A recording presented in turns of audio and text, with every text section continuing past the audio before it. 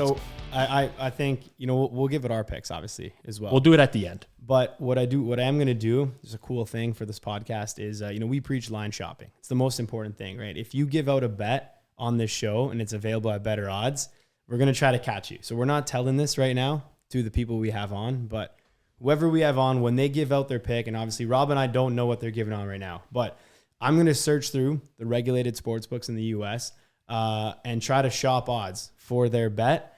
And we'll see if we can catch anyone that gives out a price that's not the best price in the market at any of the regulated books. And we'll see if we can, we'll put them to shame. There will be some, I'm looking at the list now, that have ties to specific sports books that will probably give out from the sports book that they have ties to.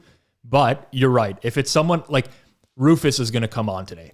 If Rufus, who has an odds shopping portal, like comparison tool on Unabated as well, comes on and doesn't give the best price in market, we're going to have a bone to pick with. We're going to have a bone to pick with them. So let's see if we can catch anyone. If you do, obviously, are on video and you see me search through my computer, I'm going to be grinding hard and making sure that we got to catch at least one person today who gave out a pick at odds that weren't the best in the market.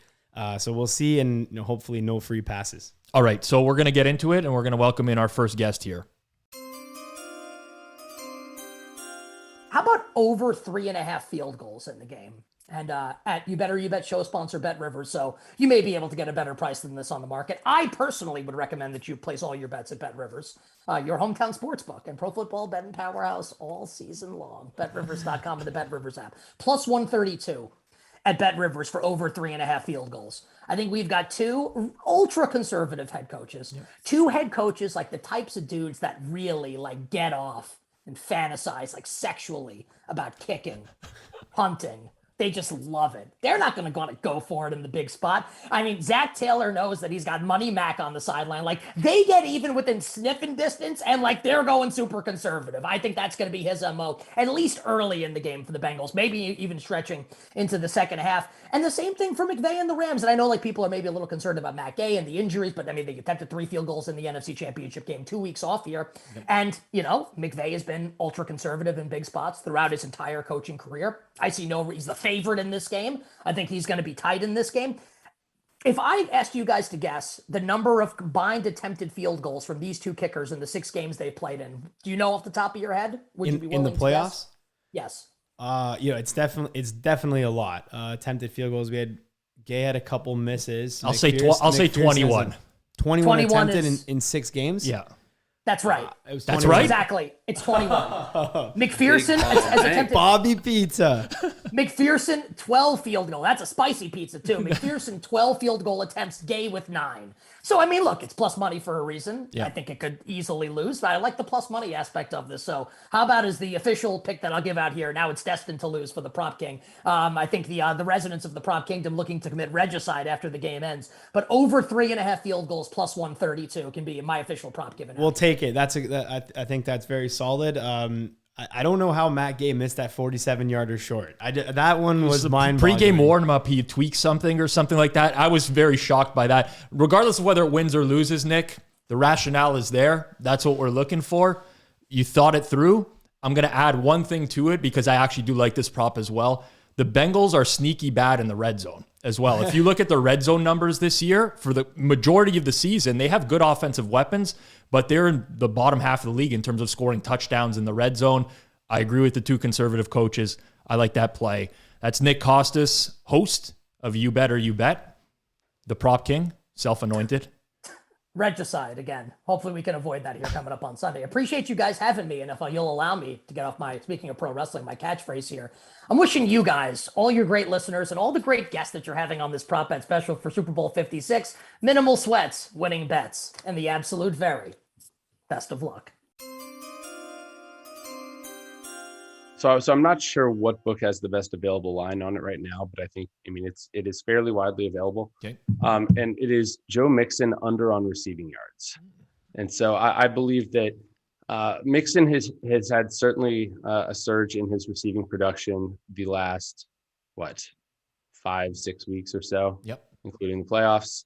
A lot of that has come, during a winning streak for the Bengals. Last week, notwithstanding, these have not really been situations with negative game scripts.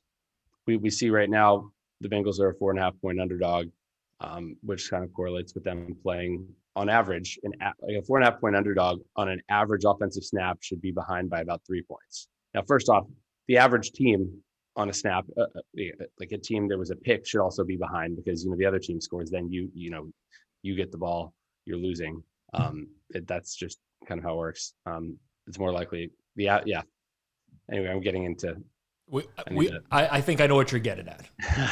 So what you're saying is, this game, it's a 4.5-point spread, so it's not in any way like a huge runaway or a given. Well, no, my point is they're an underdog though, and the chance that they're playing from a negative game script is a lot more is greater than they're playing from a positive game script. And Joe Mixon's usage is very, very much based off of that this year. It's very significantly.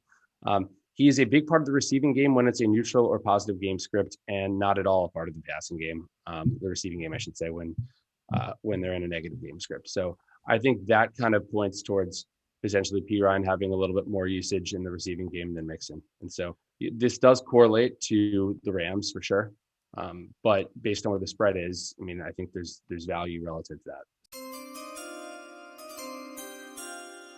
So the favorite bet that I have, it feels like it's quite widely available still, and it's probably the most consistent Super Bowl bet over the last 5, 6, 7 years that gets the least amount of attention or hype.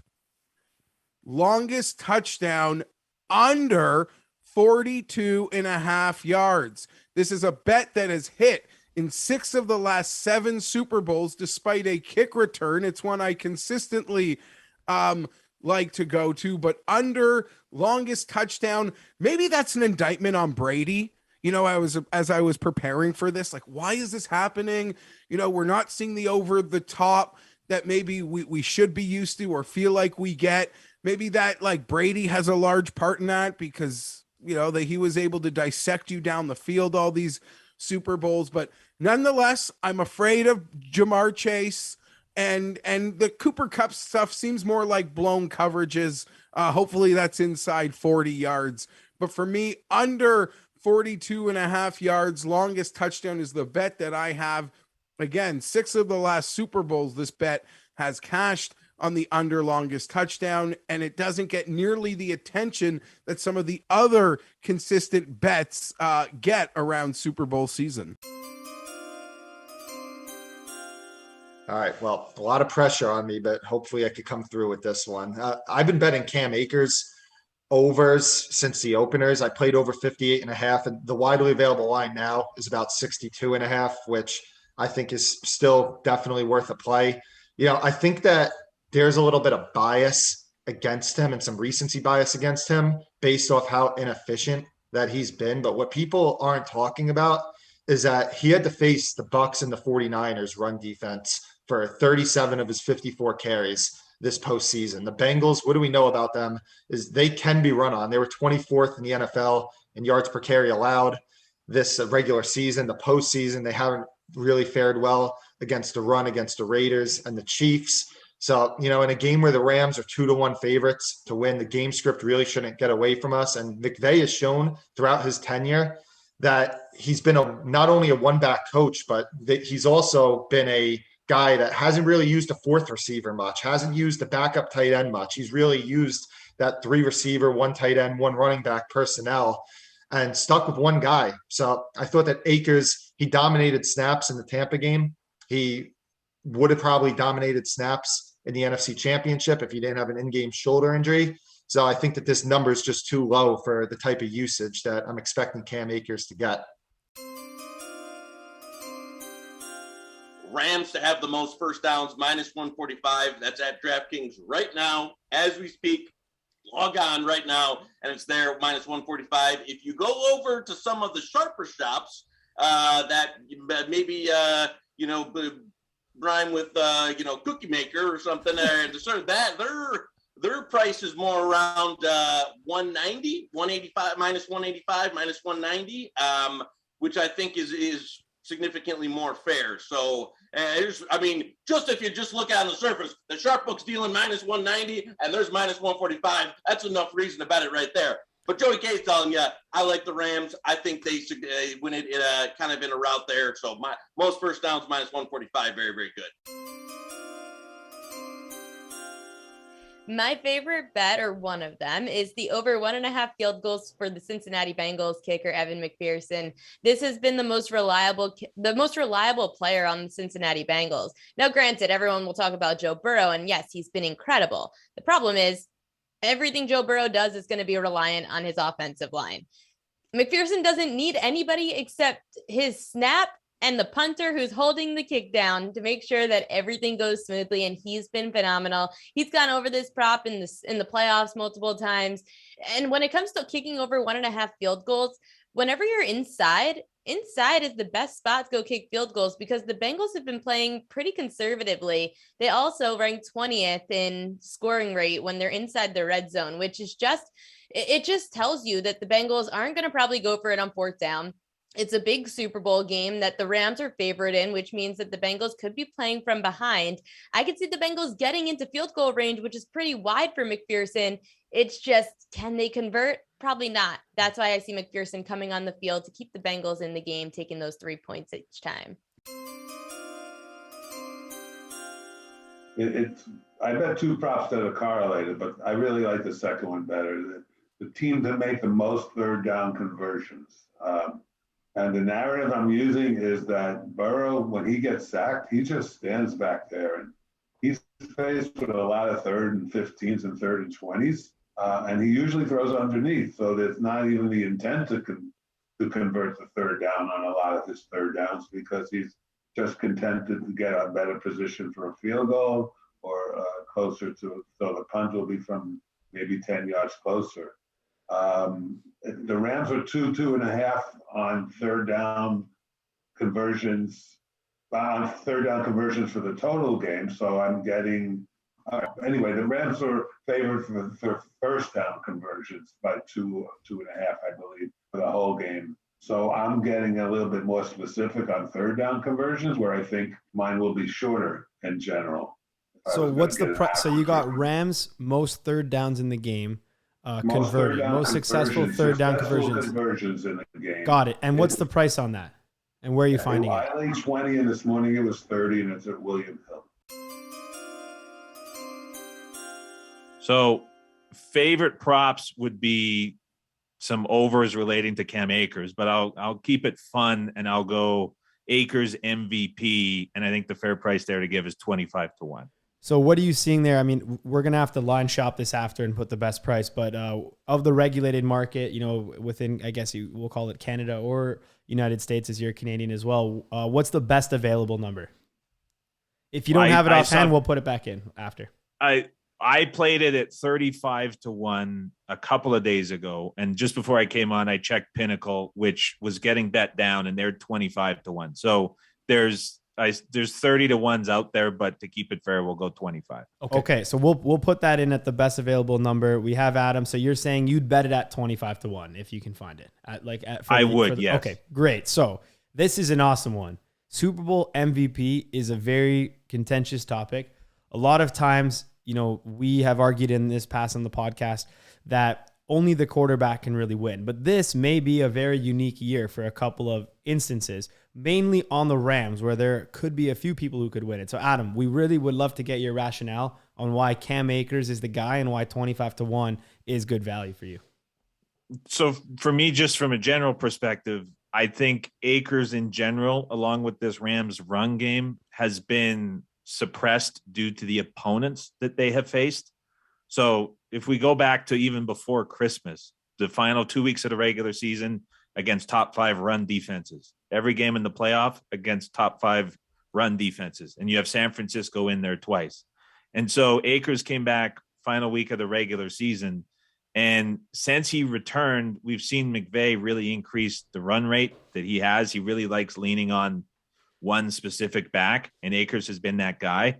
And even against Tampa Bay, it was 24 runs for Akers against one of the best run defenses in the league. Against Arizona the week prior, it was 17. Against San Francisco, even with a shoulder injury, still got nearly 15 carries. So the volume for Akers hasn't been an issue.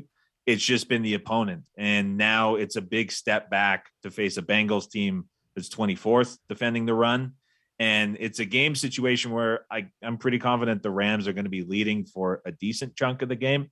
it would be the side that I would lean here. I didn't bet it, but if they're ahead, I think that's just going to encourage McVay to give the ball to Akers a little bit more. And so the whole MVP market's a little bit weird. You mentioned QB's dominated and they're at the top, but like Von Miller is priced better than Akers. Aaron Donald is priced better than Akers. Like there's defensive guys up there.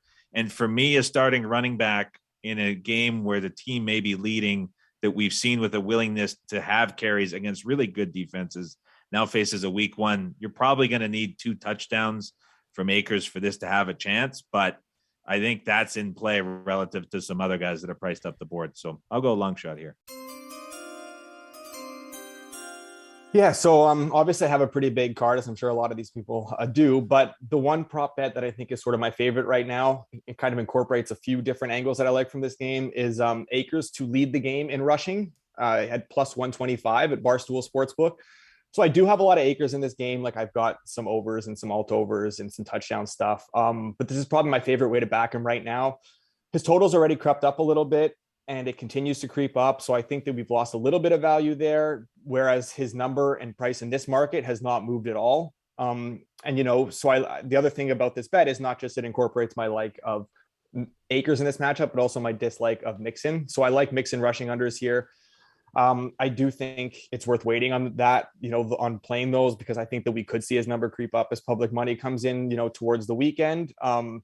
But essentially, like I'll get into the rest of the field here, but realistically, this comes down to just Akers versus Mixon. And I think, you know, you'll see Akers at like minus 120 in his head-to-head with Mixon in that market. So we're getting plus 125 here. So I think there's a lot more value in, you know, in this number. And the reasoning behind, you know, why I like Akers, I'm sure, you know, enough people have touched on it by now, but obviously just, I think we have a suppressed total given his last 2 matchups. I think that they were tough matchups here, and he's coming into a much easier matchup where like the Bengals have been just gashed on the ground in this postseason by opposing running backs. I think they're averaging like 5.7 yards a carry. And that includes guys like, you know, Donta Foreman and McKinnon, Edwards-Helaire. I think that, you know, Akers is, you could say he's more talented than all these guys. The only guy who didn't get there was Henry, and he was running it to stack boxes. And I think, you know, Tennessee doesn't provide that same sort of threat through the air. So they were able to kind of key in on him, whereas they're not going to be able to do that as much against Akers. And, you know, the other aspect of this is sort of the bell cow workload I think Akers is going to get, where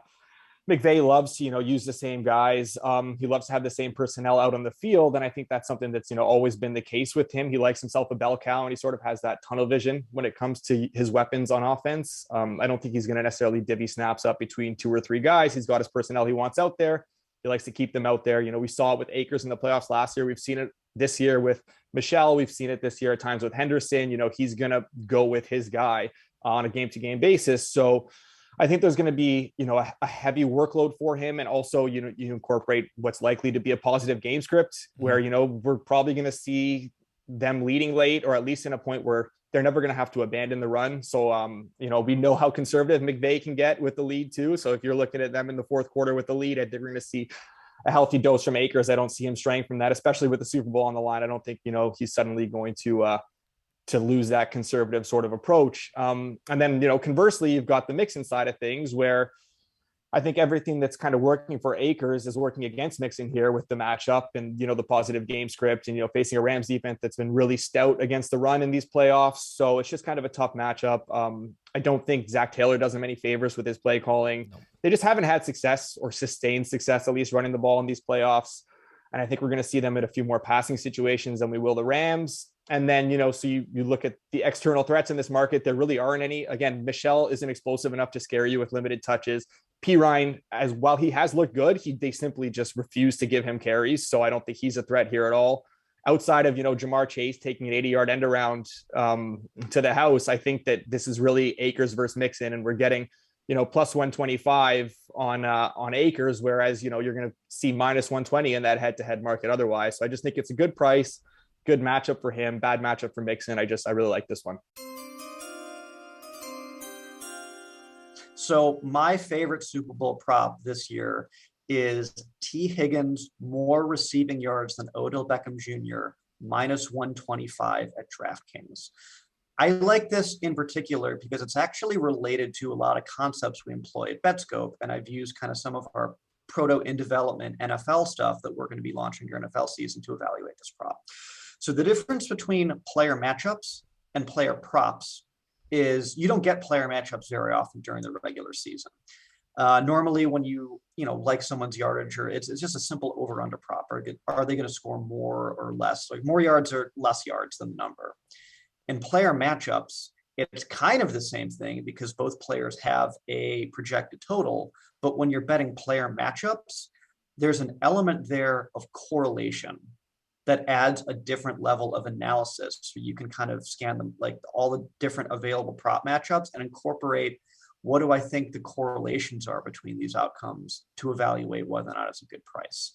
And I'll give an example with our favorite topic, fantasy football, just because everyone's familiar with it. So let's say I have a lineup and I'm facing my opponent this week, and I'm projected to be a favorite. Like, I'm projected with ESPN's point estimates to be like 97 points. They're projected to be 90. And their best player is Amari Cooper. And I have a sit-start decision between something like Dak Prescott and Joe Burrow. All else being equal, I will choose to roster Dak Prescott in that scenario, because if I am favored over that person, the only way that they can leapfrog me in points is, like one likely scenario is if Amari Cooper goes off and just outscores like everyone else there. In a world in which that happens, Dak Prescott will also be going over his point total. And so when you are favored to score more in fantasy football, you want correlated outcomes to your opponents because it takes away an avenue for them to surpass you. Right. And so being able to price in those correlations in whatever your format is, for whether it's fantasy, whether it's betting, whether it's anything you want, pricing in those correlations can give you that next level analysis. And so in the case of T. Higgins versus Odell Beckham Jr., it's not just who's projected to have more or less points. It's what are the correlated outcomes. And there are different ways to analysis those correlations, but what we have under the hood of Betscope says that in a world in which Odell Beckham exceeds that total, T. Higgins is also likely to exceed his total as well. Right. And so depending on how tight you think those correlations are, it takes away another avenue or another range of outcomes where Odell Beckham is able to exceed T. Higgins. And so the tighter you believe that correlation is, the more likely it is you believe T. Higgins is projected above Beckham. He's even more likely to exceed Beckham, not just exceed his number. And so I think the price of DraftKings is just a little bit too low for Higgins to exceed Beckham. And so that's why I like firing on this prop. The under 4.5 tackles and assists for Aaron Donald. We think he's a true interior D lineman, and he thrives when, the opposition is emphasizing on the run game. And I think, despite what most people think, the Bengals are not really a run team. They've been in the bottom half this season in rush attempts, even in games where they've had leads. So, in a game here where the Bengals will most likely play from behind, I think, they'll be relying more on the passing game for more upside. And a guy like Mixon shouldn't see as many rush attempts because of it. So we're just kind of looking at the entire market. Drew and I are primarily market guys. So when we see, Mixon's, total carries sitting, typically less than what it usually is, that kind of information kind of helps us, look at these angles and confirm our logic. I think Donald's going to have to rely on some more sacks this game to kind of give him a chance to meet that number.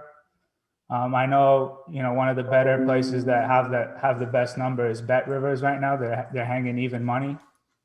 But I'm sure you guys can find some other spots with similar prices. I think we're going to play up to -110 there. I'm going to look towards interceptions, and I'm going to look at Joe Burrow's interceptions. And usually when you think about interceptions, you think, oh, let me look at the guy's interception rate. And, you can go look, and Matthew Stafford's had a 2.8% interception rate this year. And you say, oh, man, and the guy's a wild gunslinger. He's thrown 4 picks over the course of the season. And you look at Joe Burrow, and he hasn't been great, but he's been slightly less than Matthew Stafford. I think 2.7% interception rate. However, what I've found is that interception rate isn't predictive.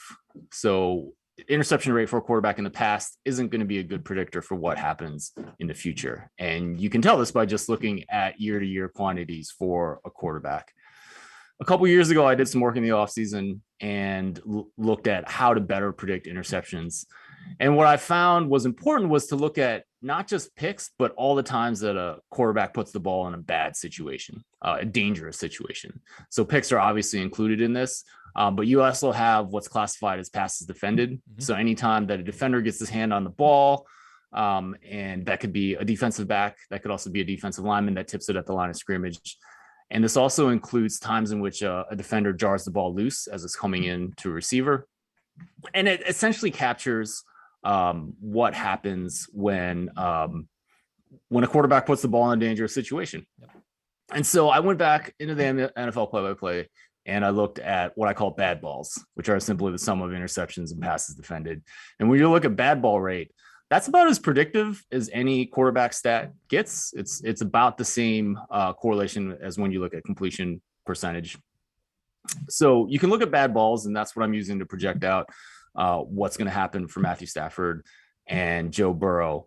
And Joe Burrow actually, so the NFL average of the last couple of years has been about 11% bad ball rate. Joe Burrow was close to 14% this year. You can kind of tell that because his interception rate was a little bit higher. He had I think the one game where he threw a bunch of picks. They looked particularly bad. So what I did, I spent all that time, Rob, telling you about underlying distributions, and then now I'm just going to assume things are Poisson, but that's the way it goes. I think there's actually a good mathematical justification for it because interception rate is pretty small. Yeah, agreed. As a rare event. But you can take Burrow's, projected 36, 37 pass attempts, get a better interception rate. And I'm actually projecting that it's about 60% that'll throw a pick. So right now, all these pick props are at a half. So you're essentially betting over under whether the quarterback's going to throw a pick. Yeah, just a yes, no. Yeah. So BetMGM had minus 130 to go over 1/2. I really like that value. If you just raw applied the model, the fact that he threw a pick, the probability that he threw a pick would have been greater than 60. But I think there's a little bit of noise just because he's a second-year player. I think when we look 3 years from now, I don't think his bad ball rate is going to be as bad as what we've seen this season as he progresses. I think there's some noise there. So also for Matthew Stafford, about 50-50 that he throws a pick when I did this analysis. His bad ball numbers are better than NFL average, which is certainly not what you would expect from the narrative. I didn't see a ton of value there, but there could be a good price out there for him to go under a half interception. There's a lot of juice on this one, so it's kind of tough. Yep. So just shop around, but about 50% for Stafford. This is not even close in terms of what I see the highest EV in, and curious if you guys have kind of aligned thought on this, but surely it is the Bengals to make the longest field goal in the game. At one point, some of the offshores had this pop at like almost even odds, which is absolutely insane to me. I think this should be Bengals to the tune of like minus 200 or so. And the angle is not even really that complicated. Like Gay is hurt. If you heard the very opening words from Al Michaels at the divisional round, Gay got hurt in the warm-ups, pre-game for the Rams-Bucks game. They trotted him out anyway to attempt a 47-yarder to put that game on ice, and he came up woefully short. And then sure enough, McVay went for another 50-plus yarder in the NFC Championship game. And like the people that were like Rams fans around us in the stadium, there was like audible laughter about how like bad of an attempted field goal it was. So the likelihood that, Gay comes out and hits 47, 50-ish yard field goal, I think is very, very low. I don't even know if McVay attempts one, honestly, considering how bad the last handful have been.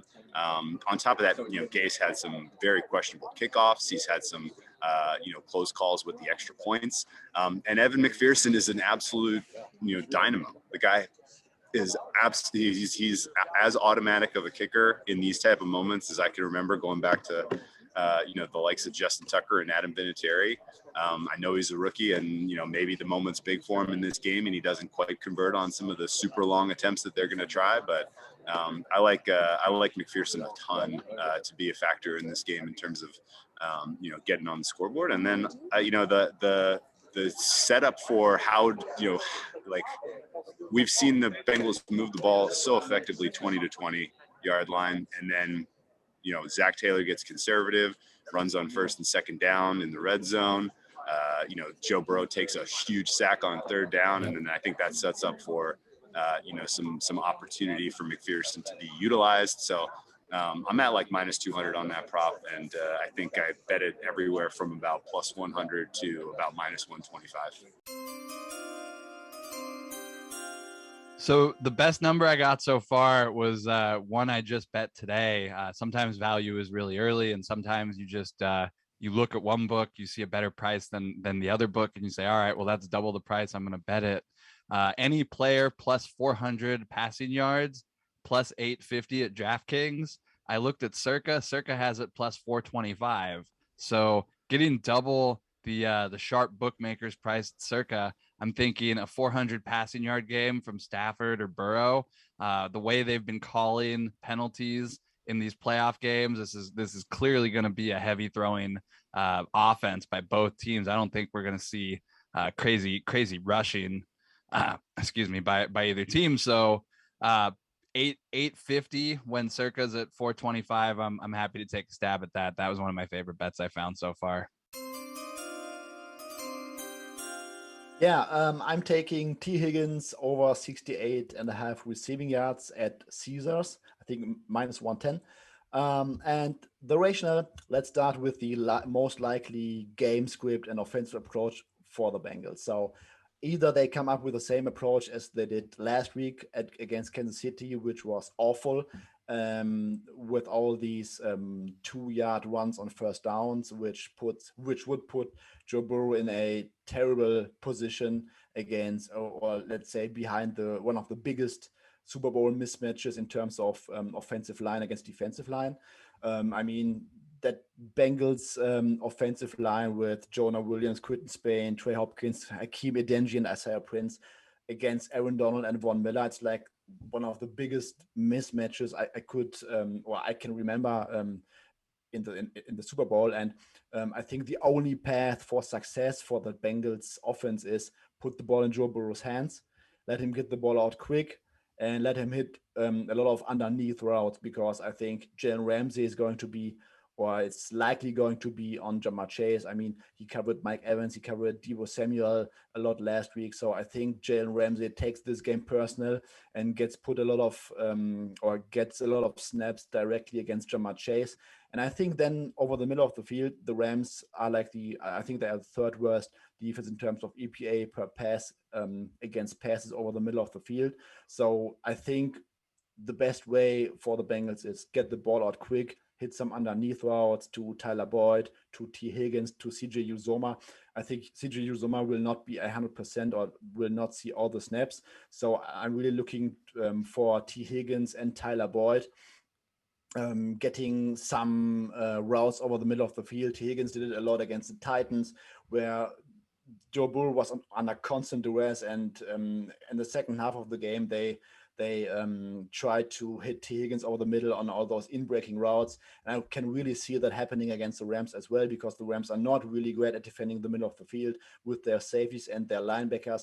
And when you have like Jamar Chase on the outside, I think there will be some opportunities for T. Higgins to catch a lot of these in-breaking routes over the middle of the field. And this season, when the Bengals face a team or a defense that is not good or below average at defending the middle of the field, T. Higgins had 15 targets against Baltimore, 13 targets against Baltimore, 14 targets against the Chargers, 6 against the Jets, 6 against the Lions. So I think we likely have a game script where the Bengals either come out putting the ball in Joe Burrow's hands, or at some point they are behind and they have to play catch up.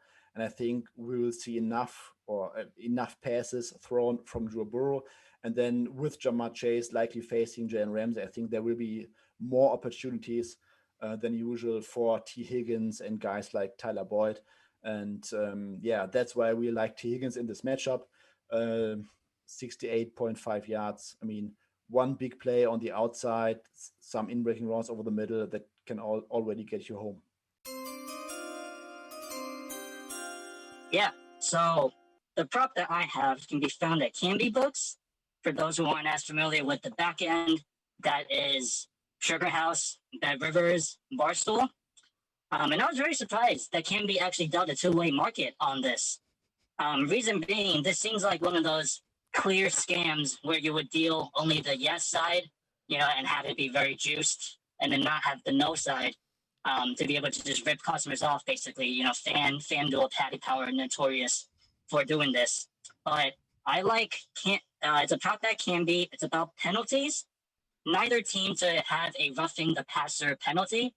The no is currently juiced to minus 167, which comes out to about a 61%, 62% chance in implied probability.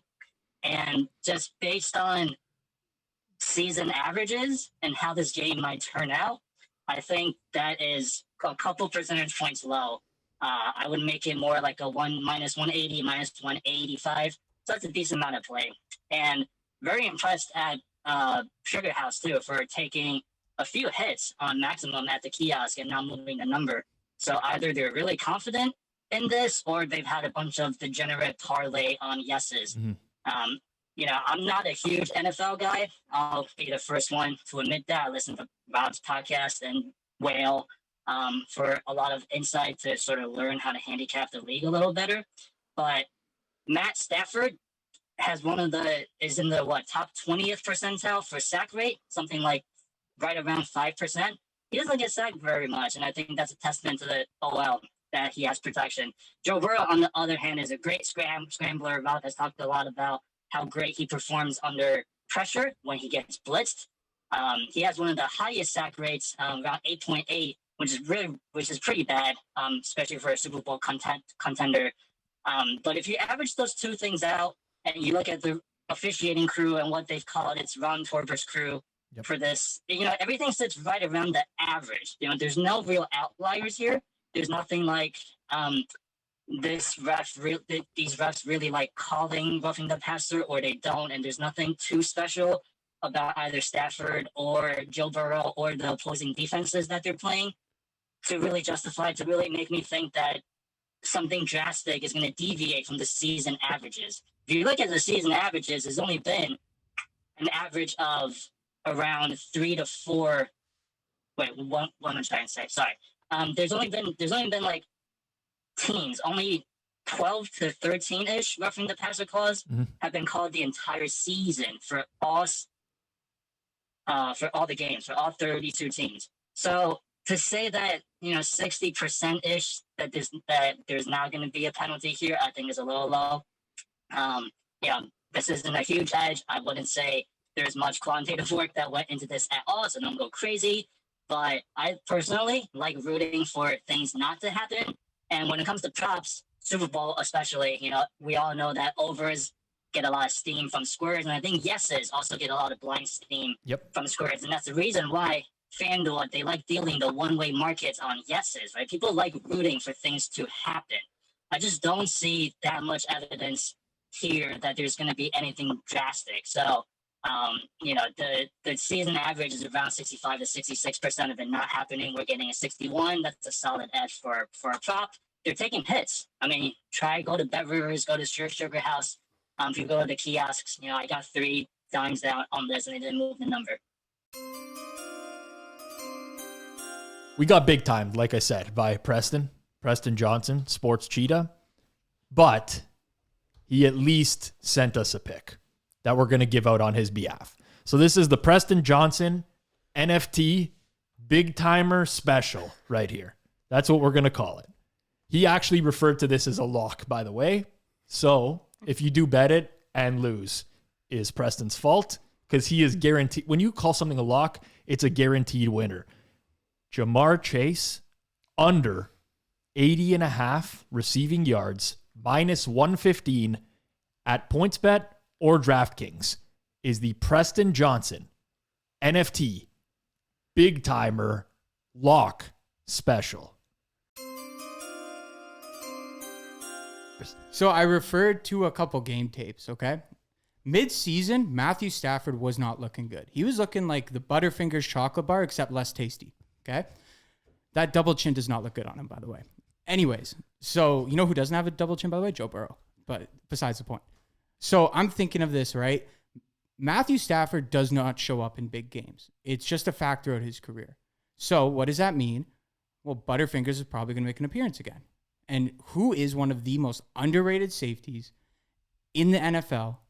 Jesse Bates. So I would agree with that, the underrated part. Continue. We're rocking Jesse Bates anytime interception plus 550 at Bet365. Okay. Is that the best number in the market? That is the best market number I could find. So you search the sports books that are available to you, plus 550 is the best. Yes. Okay. Fair enough. I am going with Matthew Stafford anytime touchdown plus 1,000 at BetMGM. That's 10 to Matt Stafford plus 1,000 anytime touchdown at BetMGM. So the rationale behind this pick, very clear as day. Matt Stafford is not a rushing quarterback. He does not rush the ball. He does not rush for touchdowns. In fact, for about 5 seasons, he did not rush for a touchdown when he was on the Lions. Earlier in his career, he did. The reason I like this bet is twofold. Number one is the Rams have suddenly turned to the QB sneak 4 times over the past 6 games, 2 of which were 2 of the playoff games in which Matt Stafford scored a 1-yard touchdown. Now, why is this significant? Okay, it's a very, very detailed analysis here. Why is it significant? The QB sneak works. It's very underutilized. The QB sneak works. If McVay just used it right now and went 2 for 2, I do think there's a solid chance he will use it again in this game. If they get down to the 1-yard line, I can see Stafford sneaking in a touchdown. That should be very easy for him to convert given the mismatch on the line. Second, here's another big one. This current officiating crew is going to call, on average, more holding penalties and more specific penalties than other officiating crews in the league. So that's how it's been this year. Now, I didn't dig into the exact numbers, but I know we're expecting penalties above average in this game. Therefore, when you expect more penalties, higher likelihood of something that occurs in and around the end zone, giving the Rams a shot from the 1-yard line.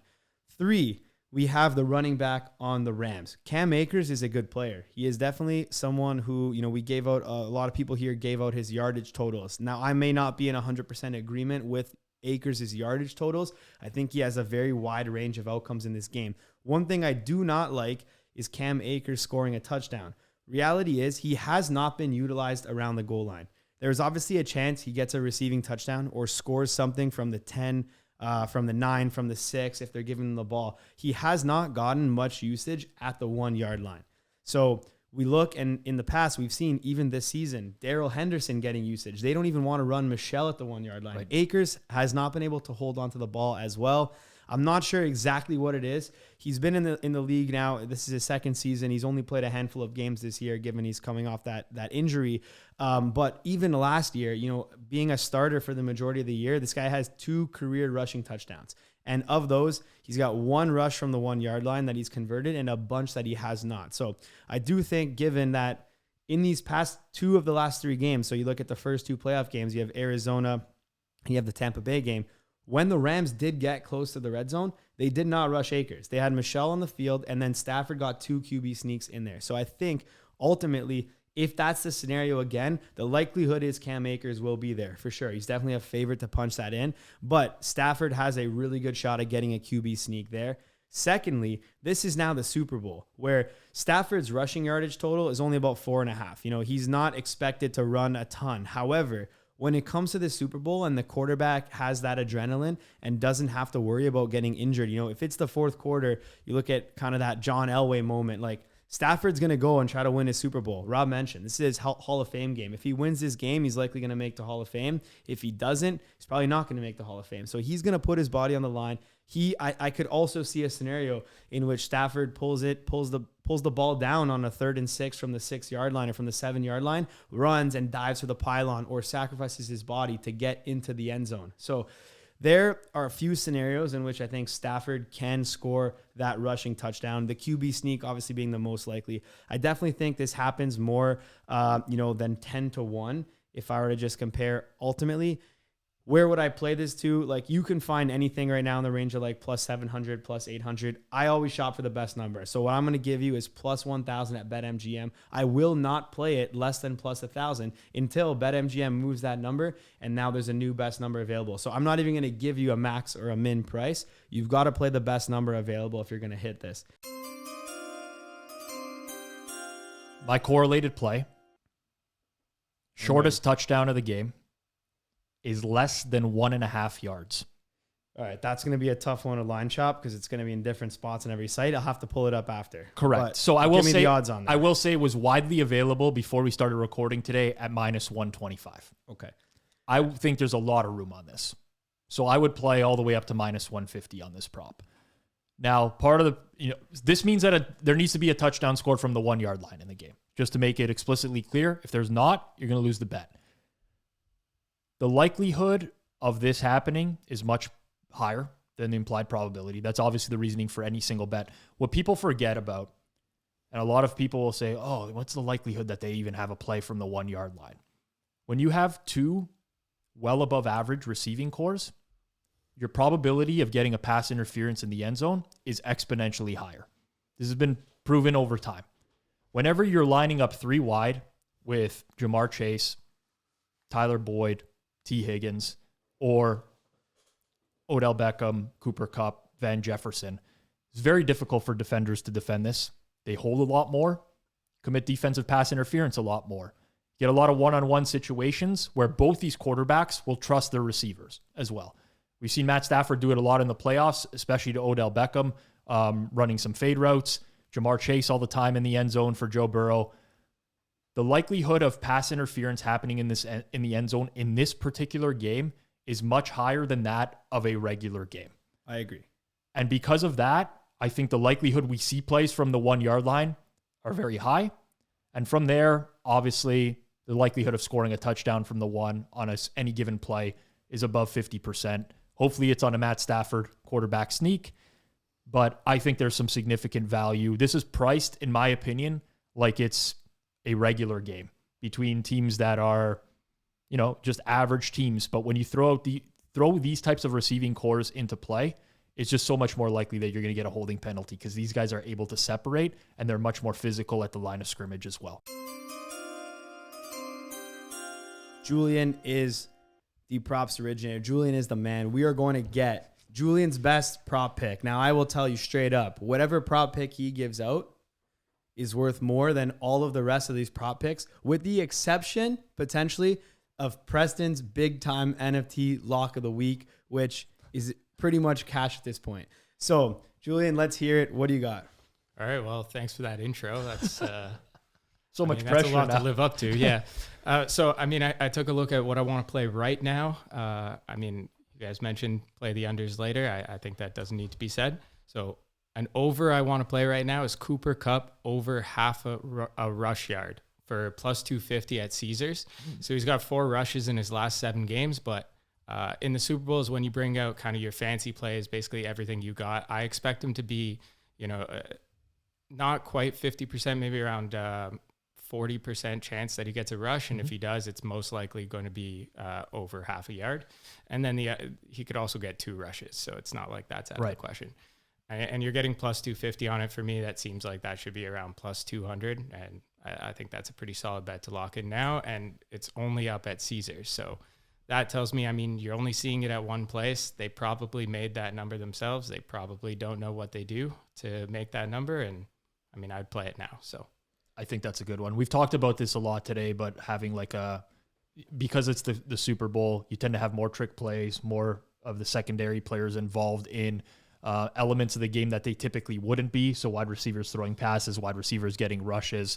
I can definitely see that. I like that. I think it's a great price. I think it's a great price and a great play as well. And we had a few guests actually talk about the pass attempts. We never really had anyone touch on different rush attempts. So Cooper Kupp has had some rushes. We've seen Odell, we've seen Van Jefferson, and who knows what we'll be able to see. Obviously, Jamar Chase on the Bengals side has had a couple as well. We'll go through everyone's picks. We obviously have talked to them about it and broken them down, but we're going to go real quick here. Would you play it or would you lay it off? And basically, laying it off doesn't necessarily mean that you don't think that it's a good bet. It could just be something that you're not super confident in. You know, I have right now a threshold of which I would need to play something in my portfolio. It's a certain percentage edge. So if I think something is neutral expected value or might have a 0.3%, edge, I'm probably not going to play that and can better use it. So I may, with some of these picks, say I'm not going to play that. Doesn't mean it's a bad bet. Just means I wouldn't play it at this price. Would probably need a better number. I would argue that pretty much every bet we have on here, just by virtue of the fact that it's the best number in market, is a good bet regardless. And I think you're. So it's just a matter of whether or not, So we'll go from the top. You're saying good bet is, and you wouldn't book it. Correct. Like, yeah. If somebody either play it or you would just kind of pass. Correct. Yeah. Okay. So off the top, we had Nick Kostos coming in. He gave us his top bet was total field goals in the game over 3.5.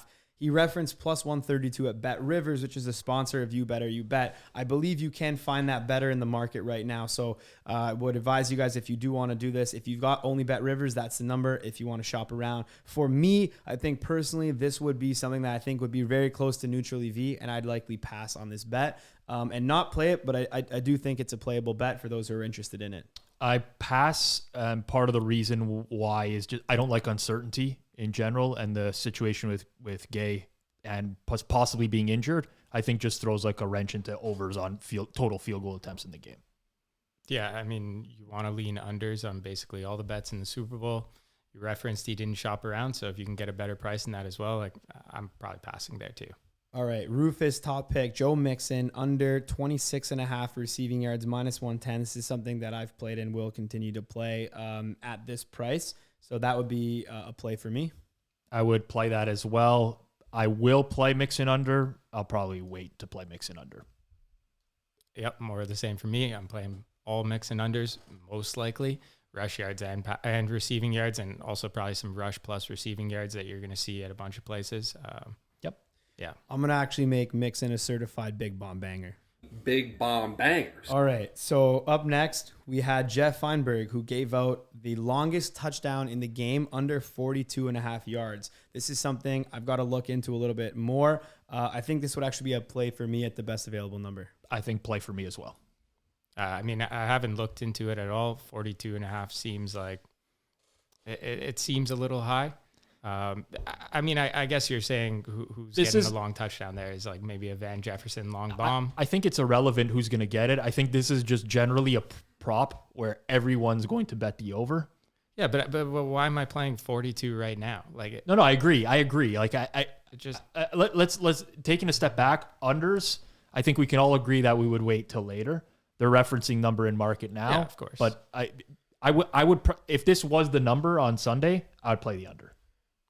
Fair enough. Okay, so we got our guy Hitman giving out his prop, which was Cam Akers over on rushing yards. Now, at the price that the Hitman got this prop at, I would play the over. So he referenced getting this at around 57.5, 58.5. This has now since been moved up to 63.5. At the current price, I would definitely pass on this bet. I would actually look to see this raise. You've seen some better prices in market now come closer to 70.5. This is something probably, you'd look to play the under. Cam Akers under rushing yards if that number was getting inflated pre-game. Definitely something I would not play right now. However, I will be clear, I would play the over at the number that the Hitman got. I think the opportunity for Akers to have a big game is very high. I don't like the idea of betting a price that's moved 5 yards to the over. Personally, that's just not the way that I bet. I'm not really interested in the unders that are going to appear late in week. So this is a very long-winded way of me saying that lean over, but no, I'm not. I wouldn't bet it myself. Did the Hitman say you'd still play it at the current number? Yes. Correct. Okay. I mean, that was good to know because Johnny basically free rolled his answer and said, I'd play it at some number that doesn't exist, but I won't play it now. It's like, it's a free way to say, and I get what you're saying, but all it's of the free picks way. we're giving out are going to be at current numbers as the time of recording. So the play for the show is Cam Akers over 62. I think is either 62.5 or 63.5. We'll have it referenced in the show notes. But what I'm saying is I would pass at that current number. However, obviously you give me something that's 5 or 6 yards lower, and that's something I'm going to play. So fair enough. The play he gave out, it would be a pass for me. Yeah, I mean, it's going to be a pass for me too. I likely see this going up to around 70. You'll probably find 70 at some books, and I'm going to be playing the under there. So Would I play the under at 62.5 on game day? Probably as well, but I just don't think I'm going to need to. So I'm going to just wait until and play a higher number. So we had Joey Knish up next, the self-proclaimed push-up king. He gave out the Rams minus 145 most first downs. So Rams versus Bengals most first downs. For me, this will be a big bomb banger. Again, Big just bomb referencing the bangers. market numbers is an off-market price. I think the Rams just have a better shot to win this game as a favorite. Minus 145 is a little short here based on the rest of the market. So I'm playing this no questions asked at this price.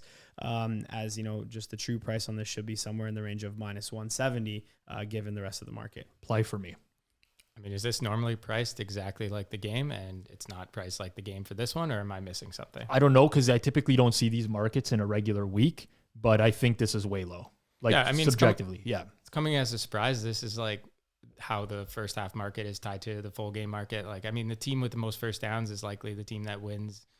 There's some scenarios where that's not going to happen, obviously, but I feel like at minus 45, you have so much leeway there. Agreed. Yeah, Julian's coming in cold, by the way, for all these picks. He has It's not very heard any impressive. of these, It's so very he's impressive. coming right off the top, not referencing any numbers or anything like this. We had Ariel Epstein up next, and she gave out Evan McPherson over 1.5 field goals at minus 145. So off the bat, I will say she did reference BetMGM, and that is because MGM is the main sponsor of her show. So we, shout out MGM. They're a great sports book. It's where I locked in my play. But what we will say is if you do shop around, this bet can be found at a much shorter price. So you may even be able to find minus 125 for Evan McPherson over 1.5 total field goals.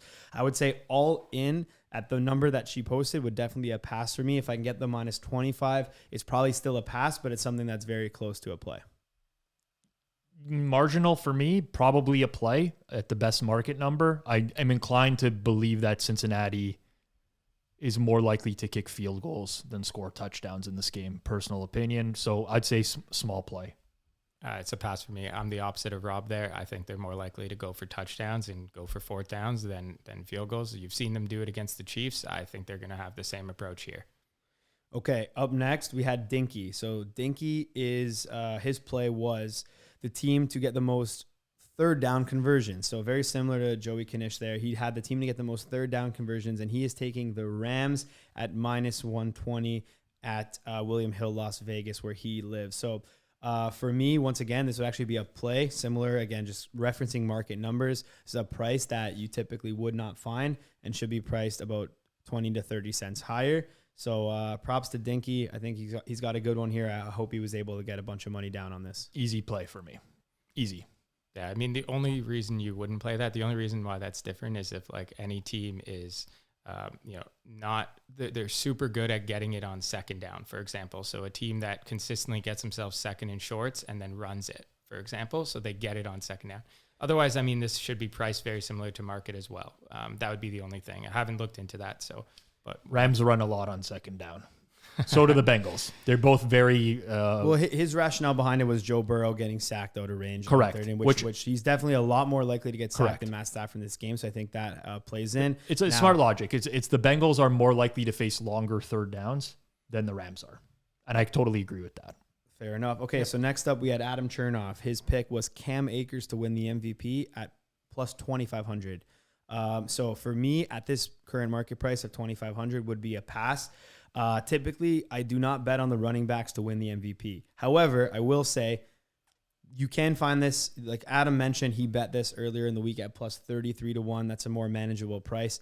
I'm a pass on all running backs and defensive players to win the MVP. It's just a personal preference of mine. I don't think that the current market allows for that in too high of a capacity. With that being said, this is one year where if the Rams win the Super Bowl and Matt Stafford puts up 1 or 2 turnovers, I can see somebody else winning the MVP on the Rams. I definitely think it's a possibility, much more likelihood of somebody on the Rams that's not a quarterback winning the MVP than somebody on the Bengals. However, for me, Cam Akers is just not that guy in terms of winning the MVP. I will say I probably would need something just because, I'm going to bet anything at a specific price. For Cam Akers specifically, I probably need something in the range of 40 or 45 to 1 before I consider that a bet. I'd much rather place a bet on Stafford or Cooper Kupp for MVP if I were to go on the Rams. just my opinion. I know Rob differs here. I do think if you're going to bet Cam Akers and you shop around for the best numbers, it's in the realm of possibility for him to win. So I would, if my friend came to me and said, hey, I still want to bet this, I would advise that they can bet that and it's a chance of winning. Whereas if they had come to me and said, I want to bet Aaron Donald at 16-1, I would tell them, get out of here. Do not bet that. Yeah, I hear you. This is kind of like a FOMO yes for me, if I'm being completely honest. Typically, you don't see the starting running back of the favorite in this price range, just looking at past year's prices. So that's one of the reasons. The second is just that, I came into the day thinking Stafford MVP was a very good bet based off where he was priced. Looked into game logs for the Rams of every single game this year, and then remembering back to the game, would I have voted Stafford as an MVP in this particular spot? I got away from that and ended up being the running back in a lot of situations for the Rams.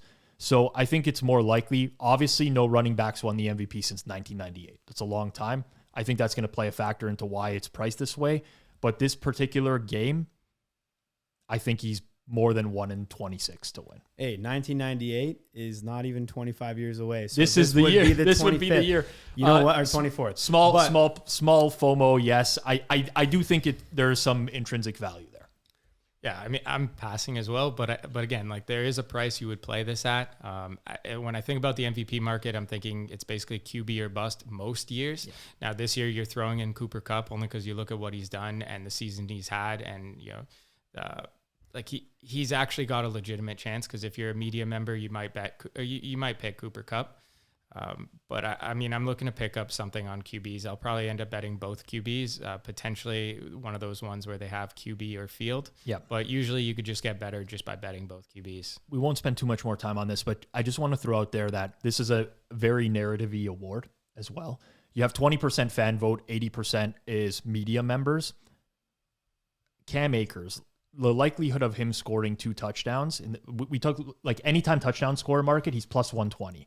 If a guy who's coming back from the same season off a torn Achilles scores 2 touchdowns in a game, it's very difficult to ignore that as a media member voting on it.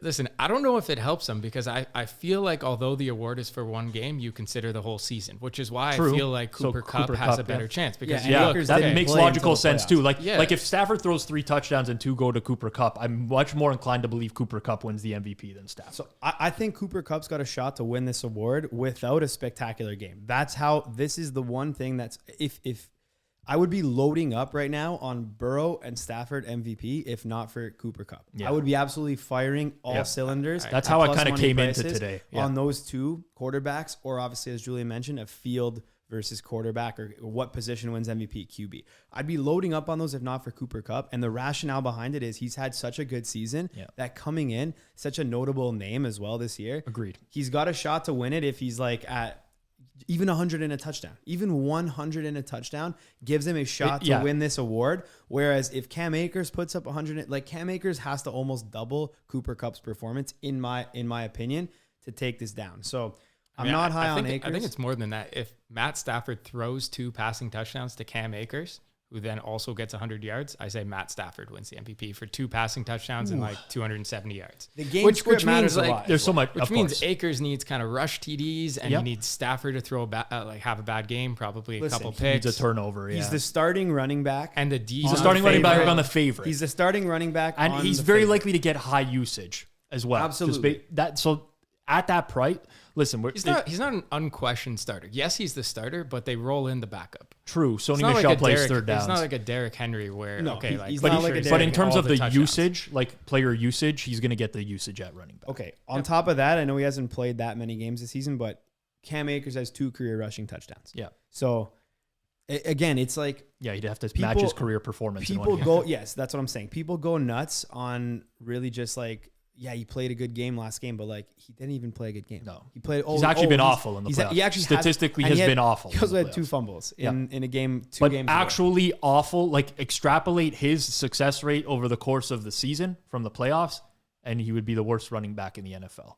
That's the facts. I'm not like. But he's the starting running back on a team that's probably leading a lot of the game.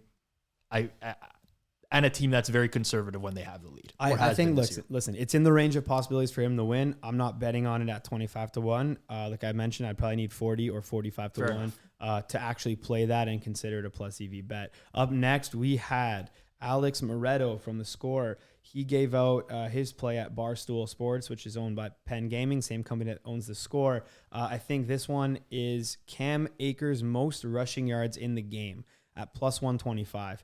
I did take a look around. If you shop on this one, you will be able to find up to plus 135. So I like it even more.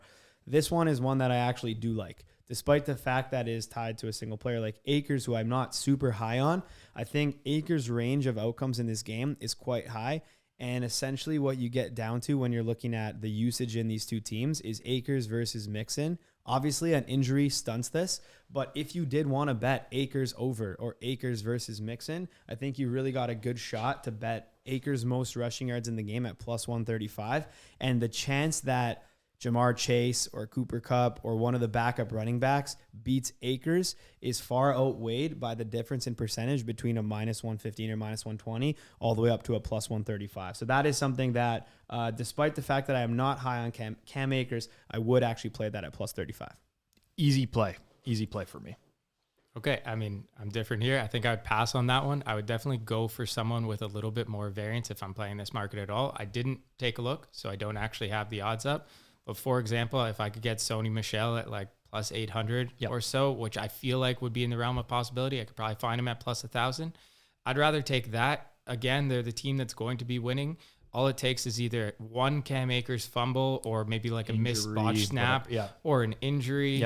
I mean, it doesn't take much for him to be in the doghouse. And then Sony Michel's the guy. And if they run that ball, and like, I think Mixon's not going to have the best game either. So it's possible. And then, I mean, like, you're betting this market anyways. There is a chance, for example, that Cooper Kupp goes for a 75-yard touchdown. That's and something Jamar Chase goes for a 75-yard touchdown. I don't want to bet a guy plus 135 when I have all of those tiny edges like compounding. So I mean, I think the chances that those ones come into play are low, but it matters. Low, but non-zero. I mean, it's because even if Jamar Chase breaks off a 75-yard run, like Cam Akers' total is just under that. So there's a shot that he still passes it. I mean, let me say it like this. If it was plus 35 versus Mixon and that's the market, I think I'm playing that. But when you say plus 35 against everyone, although you think it's just Mixon, there's a lot more at play there. Yeah, for sure. The other thing I will note about Cam Akers, this has gone under the radar, and I don't know if I brought it up. I brought it up definitely in between guests, is like Cam Akers super brittle. Let's be realistic here. Like, this guy has left 1 in every 4 games he has played with an injury, and sometimes he's returned to the game, sometimes he has not. So let's just be realistic here. He is coming off a major injury. I think he's recovered from that. He's suffered a shoulder injury in last game. Like, there's no guarantee that this guy is going to carry the workload the whole game. There's like Sony Michel, you just quick shop around. You know, the best price you can get on him will be like plus 600 for that market. So I don't think that's worth a play by any means unless you can get that up. But keep that in mind. Like, Cam Akers is not the most durable running back, and they have been giving him a lot of usage. And if they continue to do that, there is a chance he misses time. And even just going to the sideline for a couple series could cost him 7-8 carries. And that's the difference between those 30 or 40 yards that you might have. So good thing to keep in mind would be that. So I think that would be a play for me at 35, a play for Rob, and a pass for Julian. Up next, we had T. Higgins versus Odell Beckham. Most receiving yards in a matchup play. Colin Davy gave this one out, and he gave out T. Higgins minus 125 on DraftKings. That is the best price in the market. It's not necessarily an off-market number, but is comparable to an off-market number. Historically, I have been low on Odell Beckham. I'm not the highest on T. Higgins either, but I think at that price, it would be either a small play for me, like a borderline play, or a pass with some sort of positive expected value. But I do think that's a playable bet. I agree. Not something I'd go nuts with. This is one of my favorite explanations from anyone. Had to do with correlation. The Rams are favored. Obviously, if Odell Beckham does put up yardage, the likelihood that T. Higgins does put up yardage is correlated to that as well. I mean, listen, instinctively, I like it. Like the explanation, I'd be fine with a small play on that. You're stretching the narrative a little bit there to say if Odell gets yards, T. Higgins gets yards. Well, It's, like, it's why not, doesn't it it's work not in one reverse, to one. though? There's it does, but the reality, the reverse is less likely to happen. Okay. Fair enough. I mean, I think Odell is going to be much more likely to get 100 yards than T. Higgins. And on that note, much more likely to have a bad game. So I think T. Higgins is going to be around the average a lot more. Yep. Which, just for that reason, I think I would play this number. Yep. It's a slight favorite, basically saying T. Higgins, 55% chance or 56% chance you'd play that. So I think that's fair enough. Yep. Okay. Up next, we had Bet Like Harout. His pick was Aaron Donald under 4.5 tackles plus assists at plus 100. This is one that I definitely play. I'd actually consider this one to be a certified big bomb banger. Bangers. And this one is something that I like a lot. I feel like, a lot of times you don't necessarily get these props offered for every game, which is the tackles plus assists. They typically will pick and choose 1 to 3 players to offer this prop for only on the primetime games at certain sports books. And with this one, I may even wait because this number may climb up longer. Agreed. But Aaron Donald is someone who is an amazing player, but he is not by any means a stat patter or a box score filler. He's got to get 5 tackles plus assists on this day. It's very tough for him unless he's facing a team that's going to run the ball a lot. He could obviously come up with a 5 sack game. He's that caliber of player. He's that good. But I think this one's a nut under here at plus 100. I would consider that a big bomb banger. There's going to be intrinsic value in betting any Aaron Donald under. Like the narrative of this is not a narrative. It's actually a fact. The Rams D-line can dominate the Bengals O-line. Like that's obviously already priced into a lot of this stuff. And anyone who goes to bet like anything Aaron Donald related is going to be betting over. So I say this is a absolute play. Yeah, I mean, I've seen his tackles and assist numbers like in other games, and they're usually around 3.5. I mean, plus money under at 3.5, but 1 tackle and assist for a guy like Aaron Donald is quite a lot to overcome. Mm-hmm. I think it's a no-brainer underplay here. I probably plus 100 is a good enough number that you can play this now. I don't think it's going to get that much better than that, but I'm happy playing that now. All right, we had Ed Feng from the Power Rank stop by. His pick had to do with a lot of the interception data he worked on for the last couple of years. He's got Joe Burrow over a half interception. So Joe Burrow to throw an interception at minus 125, best available price. He also said he would have had an edge on Matt Stafford under on interceptions based on Stafford's bad ball rate being I guess below or closer more, to league average, better than league average, despite the fact that he has a lot of interceptions on the year. So for me, I would be more inclined to play the Matt Stafford under at the plus 135 number. That would be a bigger bet for me than Joe Burrow over. But I do think Ed Feng's got a lot of great data on these, and I do expect that these prices will both move in the direction that he mentioned. Given if you can pop a best available on either of those, I'd probably play those both right now. Lean Stafford. So if I had to pick one, I'd play the Stafford under. Totally agree. If I had to pick one, I'm playing Stafford under, but I like both. I think both are a play. Just to confirm, that's the opposite of what Luke said, right? Because then it's a big bomb bang. Well, listen, first of all, would Luke ever bet Joe Burrow to throw an interception in a game? Answer is absolutely no. And will a game ever go by where he doesn't like Stafford to throw an interception? The answer is no. So yes, it's the complete opposite of what Luke would do. Big bomb bangers. I will say one thing, like this isn't a typical over-under market. So right. I don't think like your QB to throw an interception is not the thing that gets bet. So I don't think that this one actually moves. So I'm fine playing that under on Matt Stafford right now if that's a side you like. Okay. Up next, we had the whale capper, Drew Dinsick. His prop was a pretty juicy one. We didn't get a chance to shop the best number for this one, but he likes the longest field goal in the game is kicked by the Cincinnati Bengals and Evan McPherson instead of Matt Gay. So, just seems like way too obvious of a bet. Like Matt Gay is not going to kick long field goals because he's injured and he just was short. It's minus 125. Minus 120. He bet at minus 125. It's currently now up to minus 45. Okay. So this was the number Drew gave. Obviously, we got to line shop this and make sure it's not an easy one to just search for in quick time. Right. So We'll have to add this in the show notes after. But what I'll say there is there's not like it's one single game. So there's not a ton of field goals projected to be kicked. Obviously, the under 3.5 is a favorite. Yep. So what that means, the most likely outcome is 3 field goals, 2 by one team and 1 by the other team.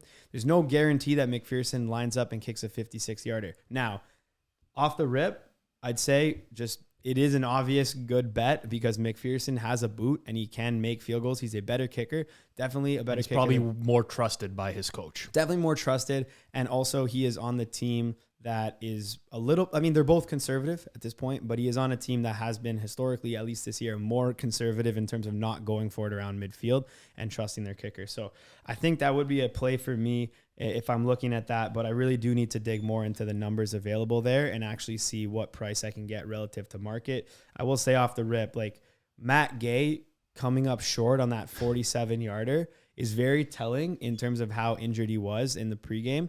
And the fact that he did miss it and then missed another one, it just seems like he's hurt. Now, he's had 2 weeks off. He can come back. But how likely is McVay to attempt a 50-plus yarder with a kicker who is hurt? It's probably not likely. And he knows what his guy's going to do. So we got to see it. The total length of the longest field goal in the game right now, the number for that is around 46 to 47.5.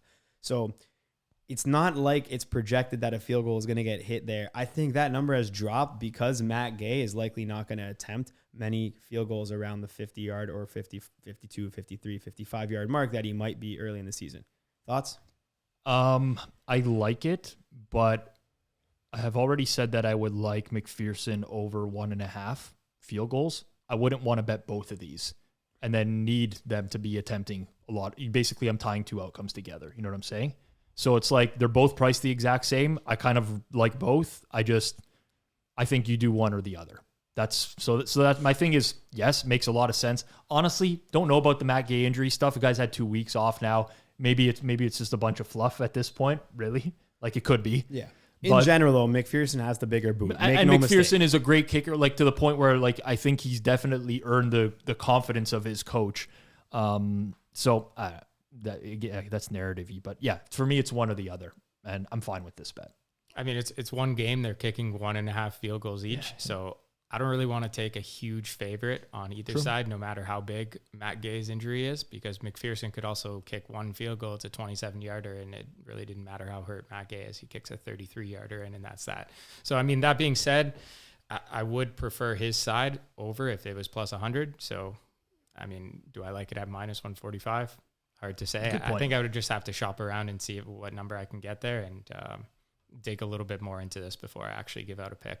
Fair enough. Okay, so then we had Jason on Spreadapedia. He gave out a few picks. So his official play was any quarterback to get 400 yards or more in the game, plus 800 at DraftKings. I think based on the price, for me, this one would be a certified big bomb banger. Big bomb banger. Let's analyze that to me is quick. a great price. Like it's badly mispriced, and with the quality of the two quarterbacks in this game, I'm totally fine taking a punt on 8-1 for one of them to have 400 yards. Yeah, and I mean, is there anything more fun to root for? Exactly. Than that? Like, exactly. If one of these QBs is getting 400 this is actually yards, one of the best props like that you can actually. And, it's a long it's shot. 8-1. It's like you've seen 400 yards so many times. You probably think it's a lot more common than it is. Like it's not. It's very hard to get 400 yards. But what I will say is the 8-1 there is a little bit mispriced. And I think you can fire on that definitely. He also gave out a few bonus plays, so we'll just go through those real quick. Total players with a pass attempt. He's going over 2.5. So he's got the two quarterbacks and one additional player, and that's at plus 160. I think there's a good shot that hits. I would play that. He mentioned and referenced it would be Johnny Hecker that's throwing that ball, and that's his bet to get it. I think it's much more likely to be Cooper Kupp, Odell Beckham, or Van Jefferson for the Rams. We haven't even spoken about Cincinnati, but that is there at plus 160. I guess I'll roll through these because he gave so much more, unless anyone disagrees real quick. I had that might have been my best bet had he not said it. Really? I was debating between that and the under. Fair enough. I've bet that in the last couple of Super Bowls. I feel like it's a fun one to root for. Let alone people look at this is when you do the crazy stuff, right? So this is when you do the fake punt with Johnny Hecker, the long touchdown. I think people reverse like what's the way I'm looking for this here? They kind of like talk themselves into the no or like the under on this prop being the smart bet, because it seems like common think that there's going to be a third pass. In general, this would be one you would bet the under on if it was a regular game. The thing is, it's the Super Bowl. Correct. You have Exactly. 2 weeks to plan for a team, and winning the whole league depends on it. Yes. Like, don't you think they're going to try something? If they were going to try something, they had something all season that they're holding out for. Some Cooper Cup to Odell magic. Like, Don't you think it's this game? Agreed. Yeah, and I mean, I've given my prediction of what it's going to be. It's going to be the old Odell end around Philly special. Matt Stafford's going to catch It will a just receiving suck if it's a touchdown. flea flicker. That's the play, because then the quarterback gets it back and you don't get the. Because I could see But that there's going to be more than these teams one will run a person. lot, or at least based off their tendencies in the regular season. We'll so see. I can see that. But. So correlated with that, he's also given out Johnny Hecker to throw to have a pass attempt. So it could be an incomplete pass as well. This was given out at 6-1. I don't like that price personally. So I think so. Initially, it seems short. Okay, only 6-1 for that. But the reality is, like, is he gonna throw that? Like, how many games is he throwing? Like, look at even historically, let alone that it's the Super Bowl. I think he did twice in one game, if I recall correctly. Like, I'm pretty sure Johnny Hecker's thrown 2 passes in one game. It's been done. And he's also the holder. Yeah, as I you know. mentioned. So he could be. Listen, I understand the the opportunity. I don't like the price. I don't. I can see it. I can. Fair enough, But fair enough. I don't like just getting 6-1 on the There's one punter. game that the punt team's out there, and then he lines up under center. Yeah. Like he was fully throwing that pass, right? So I mean, I can see it. It's been done before. Sean McVay is not one to shy away from it. I mean, I could see it. Yeah, I know okay. it's plus 600, but I could see it. So then we got Eric Weddle MVP at 300-1. So here's one where, like, I typically wouldn't be betting these. I don't bet defensive players. Definitely wouldn't be betting a safety. However, 300-1. We got to just factor in how much of a long shot this is, and as Jason mentioned, like, he gets 100% of the snaps. He's on the field for every He's play. on the field and he's 300-1. He's got a shot. He's got a shot. I don't mind that. How many players are you not betting at 300-1? Agreed. That's the point I was going to make. Like, if you know someone is going to play 100% of the snaps, barring injury, you can almost bet that regardless. You know what? You guys may have sold me on this right now, but I was gonna say a pass. I know but the guy I just think came off the think street, it's a- but I think it's a. I don't play. know. I wouldn't feel comfortable if Johnny wanted to bet with me 300-1. Like, I'm not taking. No, I don't want I'm that. not bet. taking the I don't want to give opposite side. anyone any player 300-1. You know what? You might be right. Okay, and his next price at Circus Sports, Aaron Donald, anytime touchdowns. Aaron Donald, AD to get an anytime touchdown plus 4,000. So that's something that I think, like, he's gotten a good price, but I'd probably pass on that. I wouldn't think that he's going to get a touchdown 40-1 in the Super Bowl. But that being said, if you came to me and wanted to bet that, like, am I accepting that? Probably not. Any Like, chance he lines up on offense? No chance. Any chance? You know, there Didn't is they a do chance. it? They did JJ There is Watt. a chance. No way. They JJ do the Watt most. was getting touchdowns. I for a agree. year. And JJ Watt was like an athletic player that can catch passes, but who knows? Was it BJ Raji or not? There was somebody. It was like a nose tackle. They lined up and he just ran the ball. I swear it's on the same team as Houston. I'm gonna have to check. I don't remember. My memory's horrible. JJ Watt, and they lined those two guys up and they just went for a rush. It got stuffed. You know It what? was a horrible play. But I mean, he was on the field at the 1 yard line. I don't remember exactly. But now I'm talking to myself into all these edge cases as well. Like, the probability of them doing that. Hey, 40-1 though. So does he get a thing Does he have a 40? touchdown this year? Yeah. Yeah, he does. And they've played 16 games this year. 40-1 is not bad. It's Now, a- that it's being really said, a great It's a bet. good bet. This is a Yeah. great bet. You have to bet that. no, that being said, we could probably see what Cirque is at right now. If They're at 40-1. Oh, I mean, like, they're probably taking a decent sized bet on this. They're probably taking at least a dime. We'll check it out. That's pretty jokes. But I think, listen, my favorite, all of these picks are pretty fun to watch. He gave out a lot of long shots. Let's give him credit. Those were some good ones. Okay, we had a few more come in. Okay, so we had Fabian Sommer. He gave out T. Higgins over 68.5 receiving yards found at Caesars. That's one that I would actually pass and look for this number to climb up before playing the under. So nothing against Suma here, one of the smartest handicappers, and Higgins could have a big game. He's definitely in that range of outcomes to get his over here. But I'm more of an under guy, closer to game time versus hitting a receiver over, especially like a wide receiver too, who will be in that, you kind of no man's land. Like, he could be taken out of the game completely. I agree with you. I couldn't bet the over at this number. Like, Suma's very great at identifying like mismatches, matchup advantages. It's You may have one here. Since I've been doing the Matchbook podcast with him, that's always been his bread and butter, especially on the player props that he throws out. So I definitely I would never oppose him on this type of stuff, but intuitively, I don't like the over at this number. Yeah, I mean, I'm only betting an over right now if it's like a third or fourth wide receiver type guy, and I kind of know something about it, like he's going to get a little more usage or something like that, and you're getting like 17.5 or something. Yep. But yeah, I'm passing on that as well. All right, up next, we had our phone-in pick, or sent via text. This was by Preston Johnson, the sports cheetah. He gave us, I don't know what Rob called, but I think this was his NFT big-timer special lock of the week Super Bowl banger.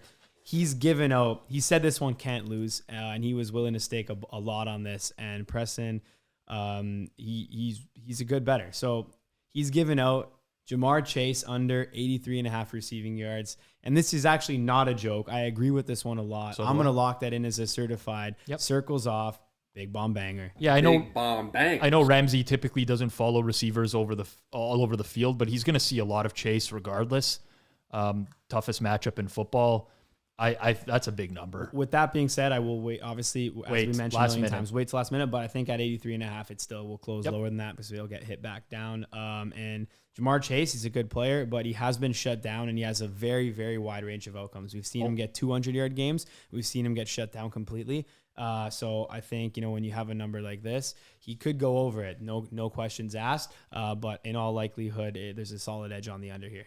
I mean, they have two viable receivers in Boyd and Higgins. So if you take away Chase, I don't think they force it to him either. So they're completely fine, giving it to Boyd and Higgins. Yep. Again, I'm playing this later. You're probably getting around 85, 86, maybe even up to 90. So there's no rush here, but I agree there. Okay, we had Pikachu Bets. He came in hot in that Pikachu costume. He gave out something that I think has a lot of value. I gotta watch the YouTube just for that. If he came on camera with a Pikachu costume, he did. So something that I think has actually a lot of value. He found at Bet Rivers and Barstool. Neither team has a roughing the passer penalty accepted at -167. So again, this is something right now I'm willing to lock in as a Circles Off big bomb banger. And big bomb bangers. The rationale behind this one is very, very appealing. There is not as many roughing the passer penalties as you see. This is a prop that is never going to be offered during the regular season. It's offered in the Super Bowl because they want to get it on there. The wording, the grading of the penalty got me over the edge with this one. So if there is a roughing the passer penalty, but it also happened to be on an offensive holding or something like that where something else came through, and the penalty's offset, this bet doesn't lose. It has to be an accepted roughing the passer penalty. And as I mentioned in error before, if you are running out of the pocket and scrambling, get hit to the head, that's going to be an unnecessary roughness. So roughing the passer really just has to be something in the pocket where they get a hands to the face there or hit him late. And roughing the punter, again, not going to count for this. So realistically, I don't think this is priced nearly high enough. I would definitely play this at -67, and you probably have room to go on this one as well. First instinct is that this is a massive edge. I'm trying to think about the number of roughing the passer penalties that I would watch on a Sunday NFL Red Zone over the course of a day where there's 14 or 15 games, and there's probably a couple off the top of my head.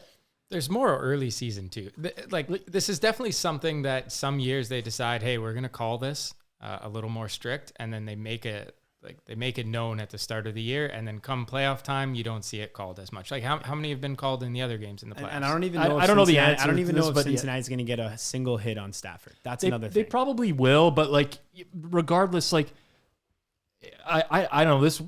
I would have to do more work into this because obviously we're reacting to people who are coming on in real time, giving us their prop. Yeah, that's what this is for. We want to be reacting to this in real time, It seems grossly mispriced. It fits the mold. It's like this prop is only ever offered on the Super Bowl. Yes. They're never offering this. And if you're a recreational bettor, what are you going to bet? You're not going to bet there's not going to be a roughing the passer. You think there's been so many of them because you remember them because they always swing the game so drastically, so they stick in your memory. Exactly. I mean, it seems like it makes sense. It's probably great. I don't know if you shopped around or if this exists. No, he did. He despite the fact he was dressed like a Pokemon, he put the work in. Oh no, it's definitely. I think it's a good bet. If it's only on Camby, it's even more so that it's probably a good bet. Yes. They made this line Good themselves. point. They didn't copy anyone. Exactly. They took a stab at this. And Good point. All right, so then we had Lay It With Luke come in, and his claim to fame is obviously that he can tackle Derrick Henry, but what he thinks is going to happen in this game is actually Jesse Bates to get an anytime interception at plus 550.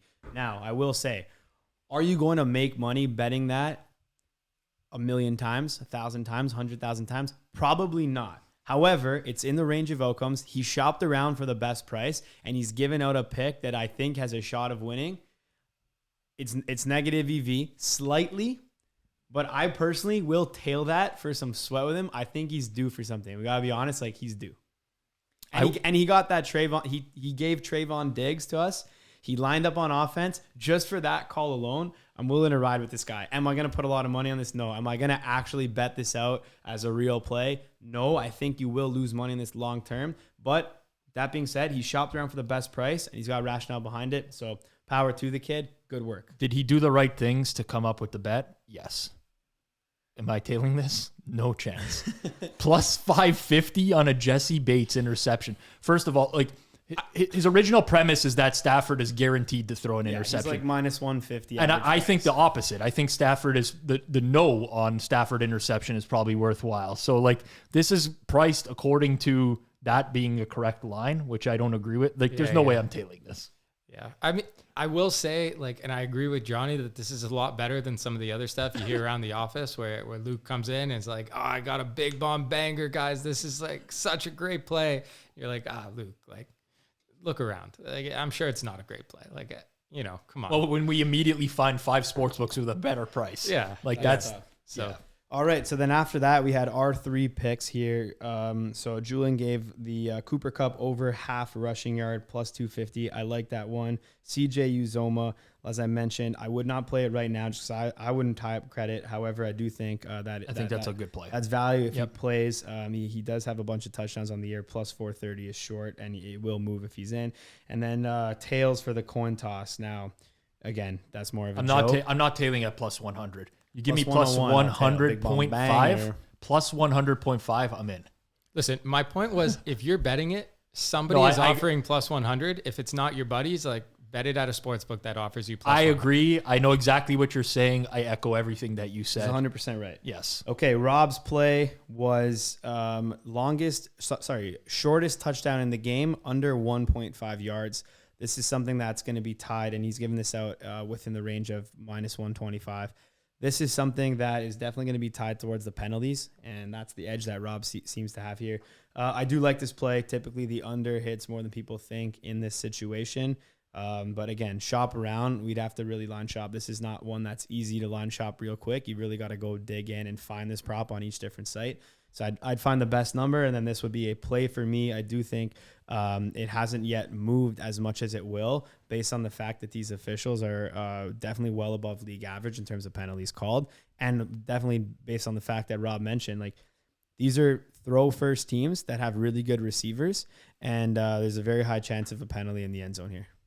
Yeah, I echo everything that's been said there. I think every site will offer this bet, though. So take a look around. 100%. It might be hard to find, but can't shop it when the this. laptop battery is dead. It's very difficult to shop it at that time, but yes. All right. And then last but not least, I did give out my picks. My big bomb banger was Matt Stafford plus 100 anytime touchdown. This is going Plus to be 1,000. plus 1,000. Sorry, I'm booking touchdown. it at plus 100. I'll take that. Plus 1,000 anytime touchdown. This is going to be a big bomb banger for me. Big and the bomb reality bang. is here, I love this price and I love this prop because he's done it in 2 of the last 3 games. And McVay knows that the QB sneak is in his arsenal now and can work. Rob mentioned, he thinks his ball's going to be placed on the 1 yard line and a score is going to happen. We're going to cash our bet on the same play, man. It's within the realm of possibilities that Matt Stafford sneaks in a quarterback, QB sneak in this game from the 1 yard line. On top of that, you have the built-in edge that this is the last game of the season. He's going to be playing hard on the sleeve and can run one in, sacrifice his body, dive in over the top, or hit the edge and hit the corner from the 4 or the 5 yard line, which he hasn't done in the season. And he definitely didn't do when he was on Detroit and when his team was 3-7 mid-season. So that built in. And then as I did mention, again, this is crazy and it's not going to hit, but I think there is a chance of a Matt Stafford receiving touchdown in this game. Something will I don't happen. think you're crazy, man. I think it's not zero. It's not zero. It's well within the realm of plays you would see in a Super Bowl where there's like an end around or like a reverse and the quarterback sneaks out to the other side of the field. Like I mean, to Johnny's point though, one of the things for like, you want to bet Brady anytime touchdown. Well, if his team goes up 21-0, like he's not going to get one. I think if the Rams go up 35-0, he still might get one because, like this is the last game of the season. Like he's going to go and get it if that's the best play. So that's what I'm looking at. And then I gave out a bonus one, just, same deal, bet MGM. You've got plus, or call it 150 to 1 for simplicity's sake, on Matt Stafford to get 2 touchdowns. Now, again, very unlikely. He's actually never done it in his career, but I would argue that this game is the most likely of his entire career to do it. I think so too. And we talked about me being a little low on Cam Akers. I'm also low on Cam Akers to score a touchdown. Now, granted, it's plus 100 either way. You can shop around and get within 10 or 20 cents of that. So it's like a 50-50 chance. I'd say it's closer to around a 40% chance. Cam Akers, full career, 2 rushing touchdowns. They don't utilize him at the 1-yard line. They put Sony Michel in. They gave Stafford 2 QB sneaks. I don't know if it's that they don't trust him or if it's that he's had the fumbling issues or just he can't get in from the 1-yard line. Now, granted, 50-50, odds say he's 50-50 likely to score. I put it more to 40% chance of scoring. So realistically, yes, he can still score. Don't come at me now and be like, he scored. He said he wasn't going to score. High chance he scores still, but I definitely think Matt Stafford will take that spot from the 1-yard line. If Akers falters or if he gets the first carry and gets stuffed, then they maybe go QB sneak, second carry, line it in, or Stafford pulls one of those over the top balls. So let's see it happen. I think Rob and I can cash on the same bet. It's going to happen, and we're going to will it into existence. Listen, I've made a lot worse bets at 150 to 1 than Matt Stafford 2+. I'm betting Eric Weddle 300 to 1. Might as well throw 150 to 1 into the pile. Now you get 150 of these stabs in the game, and if you just get one of them, then you break even. That's it. That's a good way to look at it, though. 150 is a lot. Of course, we know that it's very likely not to win. Yeah. If it's 1% to happen, then you think 151's it's a great bet. Yeah. All right. So there we go. This has been an amazing episode. Episode number 43. So episode 43, this has been an unbelievable episode. Thank you for everyone who stuck around to the end. Apologies to our producer, Zach. Apologies who's going to have to cut Zach. this one up. His wrist is sore also from just hitting that big bomb banger drop. Bomb bang. He's right on cue every time we say it. But we appreciate everyone for tuning into this episode. If you liked it, please share it right now. We're going to put this episode out, and it should be out within the next day or so. So that'll give you 4 or 5 days before the Super Bowl to get your bets in. Please share it with your friends if you like it. Don't just share the picks. The picks are only valuable right now. The rationale behind the picks is valuable in every Super Bowl and is valuable in every NFL game throughout the rest of the season. So please share the entire episode. Let's get it in, whether it's going to be just audio. Let's get the downloads. Let's get the listens in. Just audio. We got the video now. If you just watch on audio or just listen on audio, you got to at least go see the Pikachu one. This guy was in a full Pikachu suit with a Pikachu I got to mask. catch that one. I got to catch that one. And I don't normally watch the YouTube only because I'm more of a Spotify listen guy. Yeah. But I mean, just to see what he wore there. You have to. But yes, we appreciate everyone for stopping by. And let's cash some bets. I guess you want to, maybe I could use Nick Kostos' sign off because he was on. Do it. He honor Nick Kostos with his To honor Nick Kostos, we're going to close off right now. The Super Bowl is this Sunday, and I'm going to wish you minimal sweats, winning bets, and the absolute very best of luck.